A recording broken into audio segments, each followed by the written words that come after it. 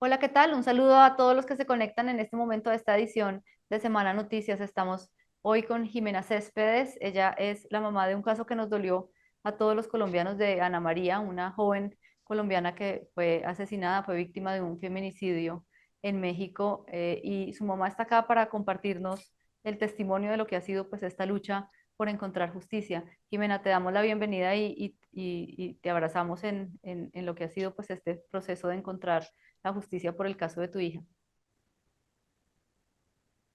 No, gracias a ustedes, sí, acepto el abrazo porque eso es lo que me ha llenado de vida en estos últimos años.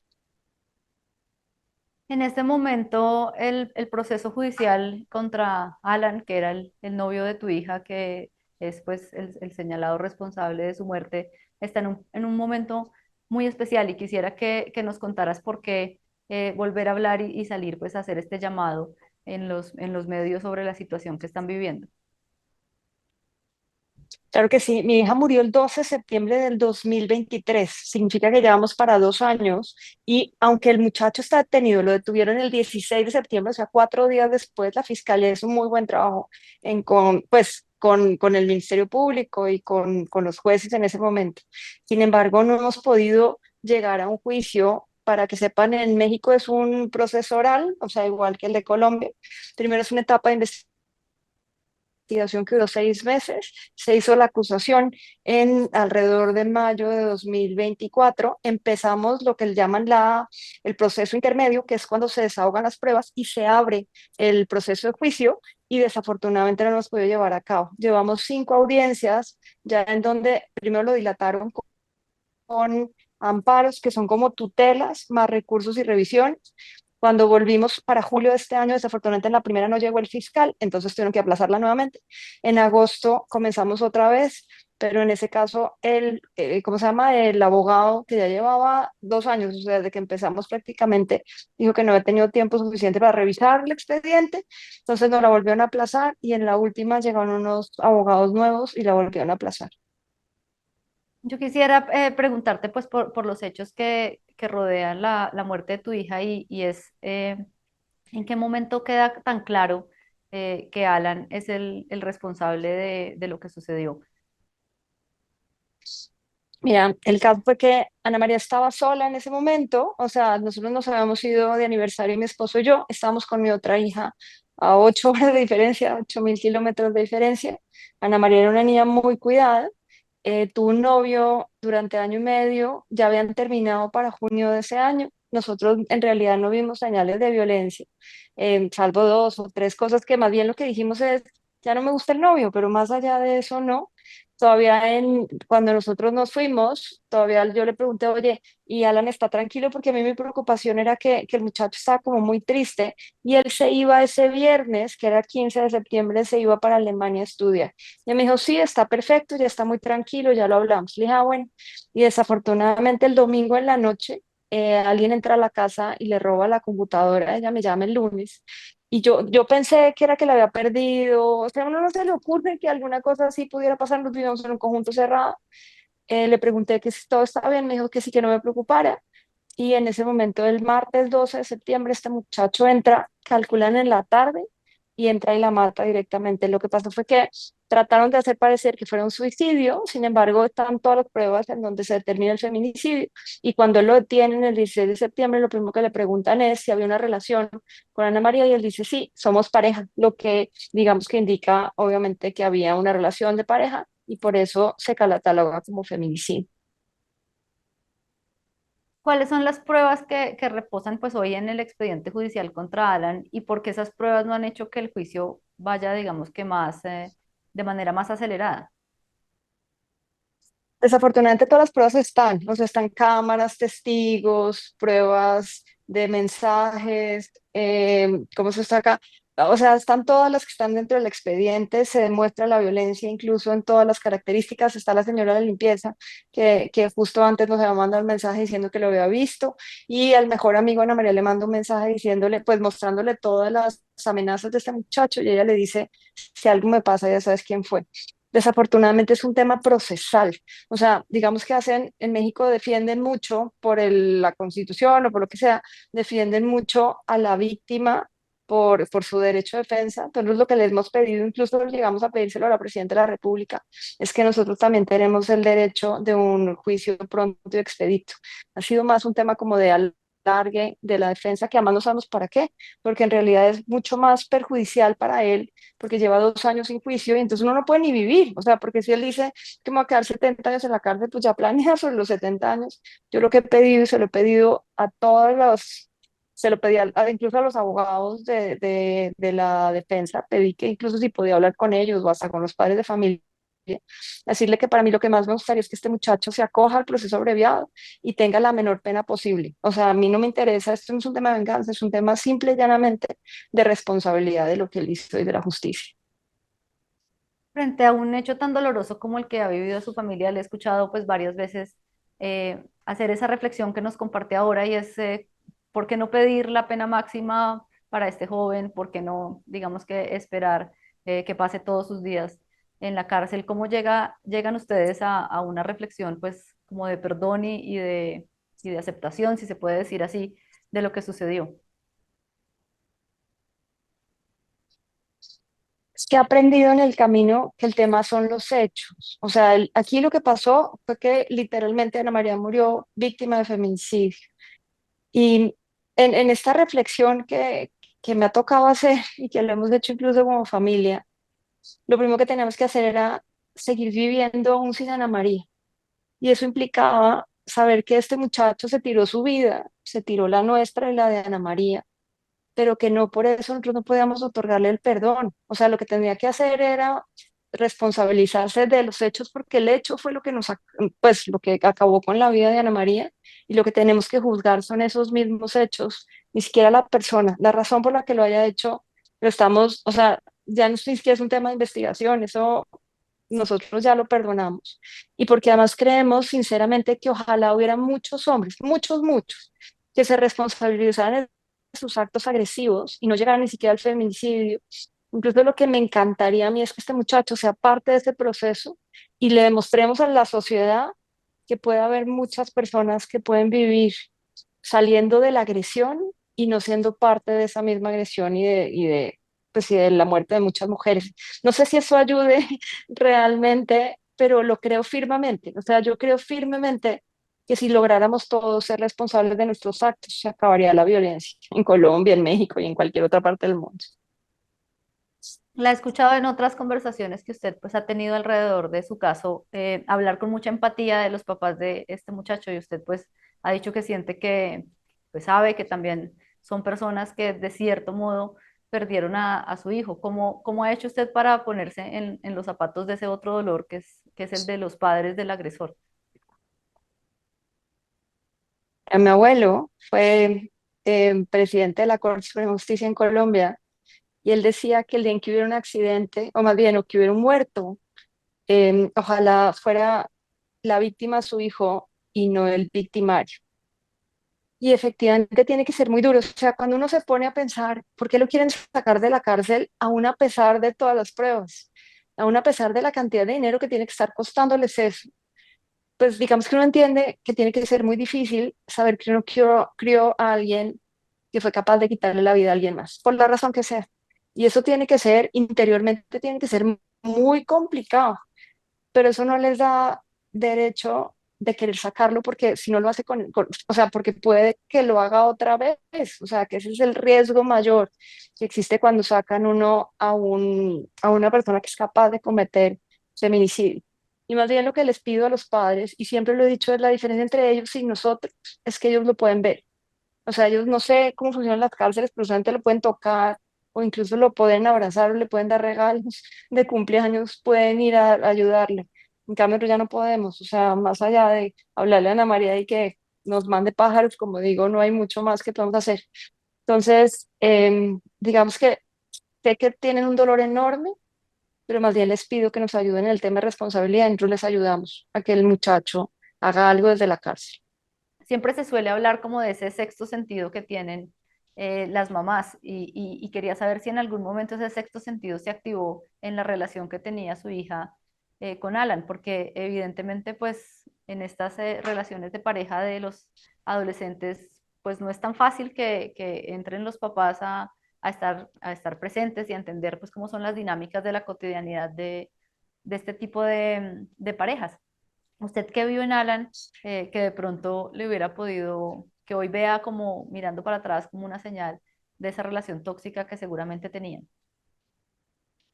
Mira, desafortunadamente, cuando uno nunca había vivido violencia, no se le ocurre que eso pase.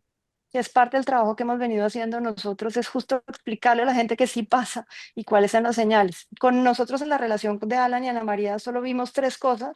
Una vez a Ana María le acaban de operar de la nariz y él agarró un plato de cartón cuando ella fue a mostrar la nariz y le hizo como con crema pastelera y le hizo como una magia de pegarle. Esa fue la primera. Yo le dije a Ana María, no regresas a esa casa porque estaba en casa de Alan. La segunda, un día que Alan le terminó y como que no, o sea, y Ana María llegó llorando y yo le dije, ay, Ana María, no pasa nada, todos nos han roto el corazón, pero él llegó ese día con un regalo enorme, le pidió perdón y regresaron. Ahí parece que comenzaron a terminar una y otra vez. Y la última que sí le dije a Ana María, y termina ya, un día en que Ana María estaba llorando porque él se había enojado, que porque ella se había ido al concierto de la mejor amiga con la falda que le había regalado. Entonces yo le, o sea, yo le dije lo que cualquier mamá le hubiera dicho, "Ay, ya termina, y además porque el muchacho se iba a ir a estudiar a otra parte". Y así fue, Ana María terminó. Lo que pasa es que la gente no sabe, primero, cuáles son las señales, que son muy claras. Una es control, la otra son celos desproporcionados. El día de la falda famosa había ido otro muchacho al concierto y resulta que eso había sido todo un show con esta pobre niñita, que precisamente porque ella no le había contado que había ido otro amigo. Esos son los celos desproporcionados. El otro es menosprecio de lo que piensa la persona. El día en que les entregaron el cartón de graduación y a él le dieron el premio Excelencia, yo le dije a Ana María, tú lo dejaste ganar. Precisamente porque ella, porque él siempre era, es que a ti todo te queda muy fácil, tú tienes una familia maravillosa, precisamente es eso, y siempre les echan la culpa.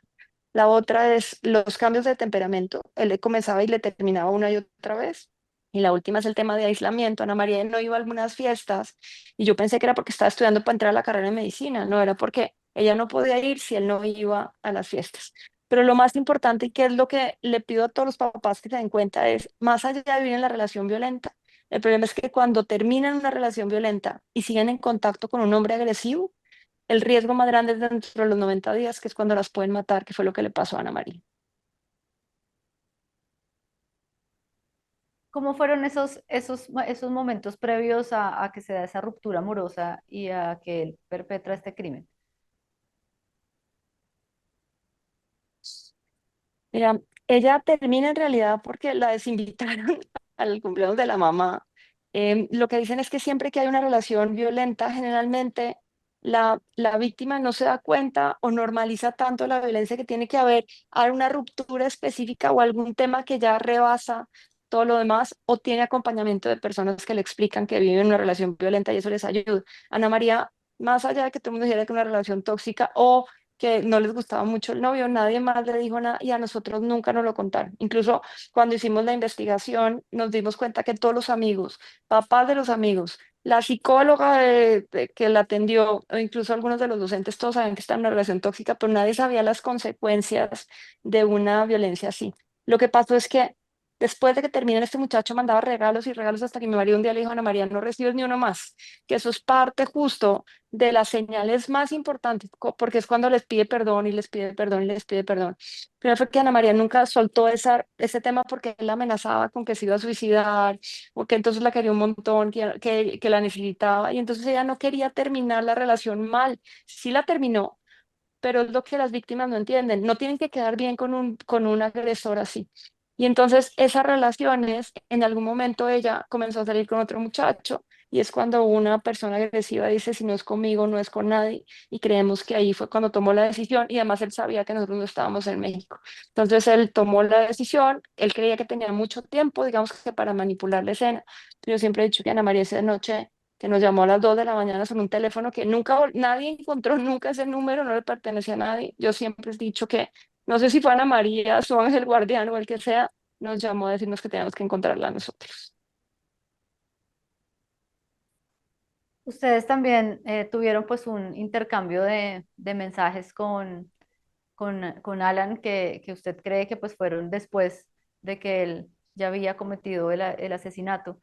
Cuéntenos cómo fue como ese cruce de mensajes de WhatsApp con él. Sí, Ana María, cuando suena el teléfono a las 2 de la mañana para nosotros, que eran alrededor de las 6 de la tarde en México, mi esposo contesta, yo le pregunto a Ana María y me dice, no es un número desconocido, él cuelga el teléfono, se va al baño y yo digo, ay, la voy a saludar entonces, antes de que se duerma. Agarro el teléfono y había un mensaje de la señora que nos ayuda diciéndome que había ido Alan a la casa, que lo había visto muy extraño, que le quería dejar un regalo y ya no se lo había recibido porque ella sabía que mi marido le había dicho que no recibiera nada, pero que estaba muy, muy extraño, que le había comentado a Ana María y eso, que le había dicho que por favor no le dijera, incluso le había preguntado que a qué hora se iba ella porque pues ella estaba en el día. Y entonces yo agarro este mensaje, le mando el mensaje a Ana María y le digo yo, Ana María, ¿cómo estás? Oye, me mandó este mensaje la señora, háblame. Y no me contestaba y no me contestaba. En ese momento, mi esposo acababa de llegar. Cuando entró un mensaje diciéndome, espérame tantito, estaba jugando con el perro y yo, tantito, eso no es una palabra que utiliza Ana María. Entonces agarro el teléfono y le llamo y no me contesta y no me contesta. Y yo, Ana María, contesta. Y en ese momento entró un mensaje que decía, perdóname mamá, la verdad es que ya no quiero estar solo, despídeme de mi papá. Y digamos que ese mensaje ya no lo escribió Ana María. Yo agarro el teléfono, llamo al vecino y le pregunto, oye, ¿estás en tu casa? Y me dijo, acabo de llegar. Le dije, por favor, ve a mi casa. Y me pregunta, ¿por dónde entro? Le dije, por la puerta de siempre. Algo pasó con Ana María. 3 minutos exactos entre que yo lo llamo y él me devuelve la llamada y me llama y me dice, está colgada. Y yo lo que le dije fue, descuélgala. Yo llamo a la ambulancia, pues porque en 3 minutos nadie se puede morir. Y desafortunadamente una hora después, porque durante una hora nadie nos dijo nada, una hora después llama a mi cuñado y dice, no hay nada que hacer, Ana María está muerta. ¿Ustedes tuvieron en algún momento posterior a todos los hechos algún contacto con Alan o con su familia? Con Alan no, solo lo hemos visto en las audiencias, porque digamos que en las audiencias pues es un estrado y él está como detrás de un vidrio y ahí lo vemos, es muy difícil verlo, la verdad. Los papás solamente la primera audiencia, él se acercó a darme el pésame. Bueno, para el velorio ninguno, ni sus papás ni sus hermanos, nadie fue, siendo que fue todo el resto del colegio a verlo, ahí no fue nadie. Y entonces se acercó, me dio el pésame, yo le dije, por favor, ayúdame a que sea responsable. Y él me dijo, yo no estaría aquí si fuera así. Y le dije, no, él lo cometió. Ana María me llamó y me lo dijo. Y entonces me dijo, ¿de verdad? Y le dije, sí, comenzó a llorar. Me dijo, déjame pensar. Y le dije, pues tanto las pruebas y tú lo sabes. Me dijo, déjame pensar. Y a la siguiente audiencia llegaron los abogados a hablar con mi abogado, a decirle que lo iban a sacar a punta de amparos, o sea, a punta de tutelas. Entonces esta fue la última relación que tuvimos. Nos hemos encontrado en todas las audiencias, pero ellos ni nos miran, ni nos saludan, ni nada. Cuando uno vive un dolor tan grande como es la pérdida de un hijo, ¿en qué modo puede resarcir la justicia el hecho de que haya una justicia pronta, un dolor tan grande?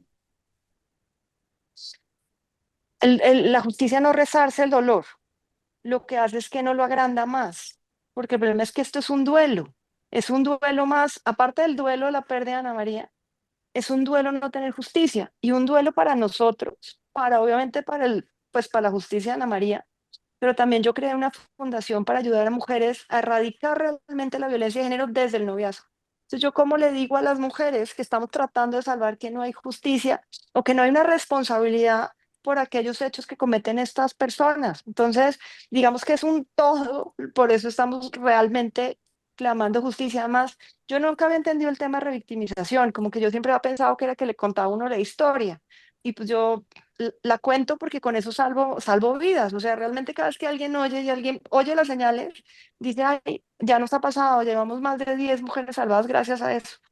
Pero la revictimización es tener que ir a una audiencia a que ni siquiera pase, a que tener que los abogados del otro lado den largas, a que la jueza no pueda hacer absolutamente nada frente a esos abogados más allá de seguir corriendo las audiencias. Eso es revictimización por encima y tener que ver a Alan es muy duro. Independientemente que yo la he perdonado, de todas formas verle decir, ¿en qué cabeza cabe que se te hubiera ocurrido matarla si tú eres el que decide que más la quería? Jimena, yo le quería hacer una última pregunta antes de despedirnos, y es sobre el papel que ha cumplido la presidenta de México en el caso de su hija. La hemos escuchado solidarizarse con el dolor de su familia, y quisiera preguntarle a usted, como mujer, ¿qué mensaje le envía a esa otra mujer que hoy está en el poder y que pues ha querido ser muy vocal con este sufrimiento de su familia? Sí, digamos que la ventaja de que ha llegado una mujer presidente es que tiene perspectiva de género, que en general cuesta mucho trabajo, sobre todo en nuestros países latinoamericanos e incluso en la misma justicia. Y por ejemplo, los abogados que están del otro lado son hombres y y los abogados que estaban de nuestro lado eran hombres y en general hay un sesgo importante en ese tema, aunque digamos que la legislación ya mundial ha dicho que tendríamos que hacer. Entonces, lo que ella hizo, primero además pues digamos, de solidarizarse con el tema, fue en México crearon, anteriormente era un instituto, ahora ya es una secretaría, o sea, ya es un ministerio. Entonces ahí mismo, literalmente a los 5 minutos me llamó la secretaria de las mujeres, me recibió ese mismo día, me puso al equipo jurídico a disposición. Digamos, ellos no tienen injerencia como tal en el proceso porque es el ejecutivo. Sin embargo, sí, el hecho de que haya sido, sea un tema mediático, el hecho de que se haya metido la presidenta, lo que esperamos es que esto nos ayude a que los jueces impulsen o por lo menos conminen a a los abogados a dejar de alargar el proceso. Es lo que nosotros esperaríamos a través de eso y de todas formas ya tenemos línea directa pues, a través de la secretaria con la presidenta y realmente de verdad se lo agradezco porque sí ha sido por lo menos le da a uno la tranquilidad de que hay alguien más preocupado por el tema, adicionalmente a su mamá.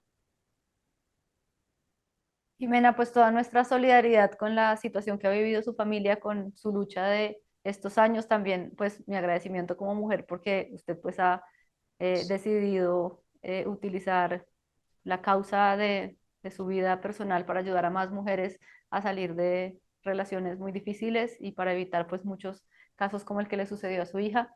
Le agradezco de corazón el testimonio que le está dando hoy a Semana y a todas las personas que están conectadas con nosotros. No, muchas gracias a ustedes y muchas gracias por el acompañamiento. Y a todos ustedes los invitamos a que sigan conectados a toda la programación de Semana Noticias y a todos pues los sucesos que pasan en Colombia y el mundo.